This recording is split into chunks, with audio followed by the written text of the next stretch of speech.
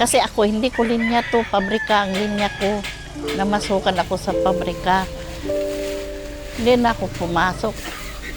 Ngayon yun, maganda pala kita dito kaysa mag-empleyo ka. Ako po si Delma Hongco Valdez-Tamon, 67 years old, nakatira sa Angono, Rizal. Ako po isang negosyante. Ano to?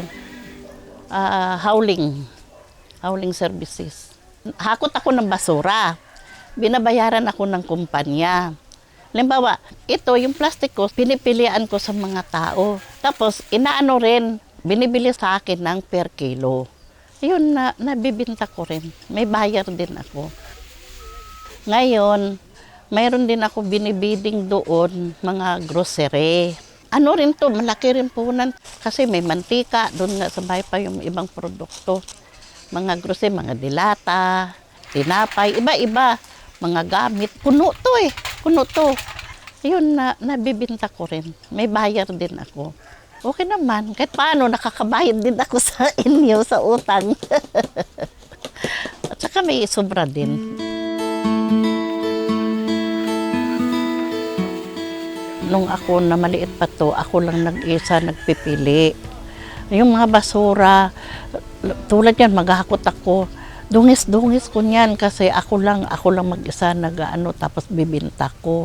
Nag-umpisa lang ako sa 50,000 ang puhunan ko. Ngayon, siyempre hindi natin masabi yung negosyo natin. Minsan may bagsak, 'di ba? Mayroon talaga na lugi ka kasi bibilin mo yung pala hindi ano doon sa buyer, 'di ba? Natagumpay lang ako dito sa Grameen. Kasi nagtiwala ang Grameen sa akin na nagbigay sa akin ng malaking halaga ng puhunan. Unang loan ko sa inyo is 30. Tapos yun, lumago ng lumago. Naka 6 loan cycle na ako. Marami akong kumpanya na pinasukan. Siyam na company ang hinahakutan ko. Kasi mayroon na akong puhunan. Kumbaga nakaboylo ako. Tapos yun na, nakakuha na ako ng mga tao kasi hindi ko na kaya. Kasi puno to eh. Ngayon, nakatulong ako sa mga kapitbahay ko dito na walang trabaho. Kasi sila na nagtatrabaho eh. Ang tao ko ngayon nasa 5. O di, ang sweldo ko naman sa kanila, araw-araw. Para may pambili sila ng bigas daw nila. Yung asawa ko po, isa rin ninyong kautang rin dyan sa inyo yan. Ang kanyang business, tracking. Salamat din kay Sir Louie dahil inano niya, inapurbahan na yung 300. Yun, nagtatracking na siya, kumikita na rin. Malaking pasalamat ko sa inyo kasi nakatapos ang anak ko sa tulong nyo.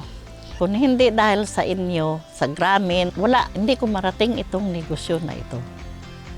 Tama lang siguro ako magbili ng mga maliliit na tulad ng mga bakal na pakunti, tulad ng mga lata na pakaunti.